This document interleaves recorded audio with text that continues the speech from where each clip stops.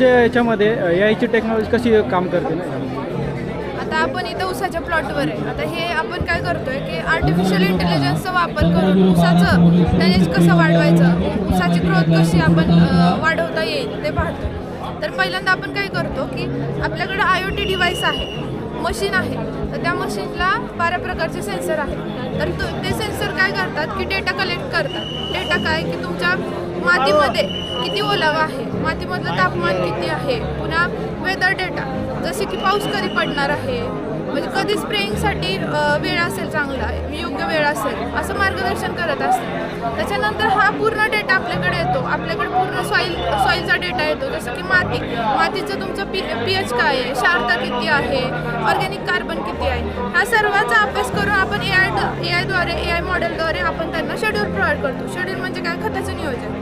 खतं कोणती वापरायची, किती प्रमाणात वापरायची, कधी वापरायची, स्प्रे कधी घ्यायचे, या पद्धतीने आपण शेतकऱ्यांना मार्गदर्शन करत असतो. याच्यामुळं काय होतं की जेवढी गरज आहे तेवढंच आपण ऊसाला खतं देतो. त्याच्यानंतर आपण पाणीही तेवढंच देतो. त्यामुळे काय होतं की ऊसाची व्यवस्थित वाढ होते आणि आपल्याला टनेज वगैरे व्यवस्थित चांगलं भेटतं. आणि सर्व आपल्या मोबाईलवर सगळं हो, आपला कृषी कॅप आहे. तर त्या कृषी कॅपवर आपण ह्याचे सर्व माहिती आपण शेतकऱ्यांना देत असतो. पूर्ण मराठी भाषेमध्ये, इंग्लिशमध्ये, हिंदीमध्ये, जे शेतकऱ्यांना पूर्ण समजावं असं. तर मॅडम मागचा प्लॉट किती महिन्याचा आहे? हा जवळपास 10 महिन्याचा आहे. मंडपाखाली उभे असलेल्या सर्व शेतकरी बांधवांना विनंती आहे. आता किती कांड्या झाल्या असतील? आता जवळपास 30 ते 32 कांड्या आहेत. एकाच ठिकाणी थांबू नका, कृपया पुढे चालत जा. साधारण AI वर उत्पादन किती शक्य आहे एकरी? AI वर एकरी उत्पादन 100 टन शक्य आहे.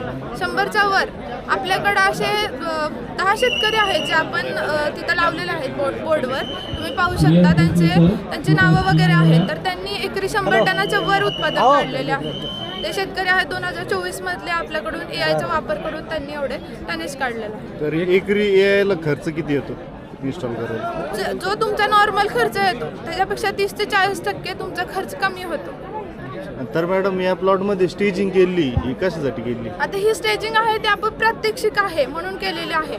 तर शेतकऱ्यांना अशी स्टेजिंग करायची काही गरज नाही, हे बांधणी करायची काहीच गरज नाही. ठीक आहे. Thank you madam.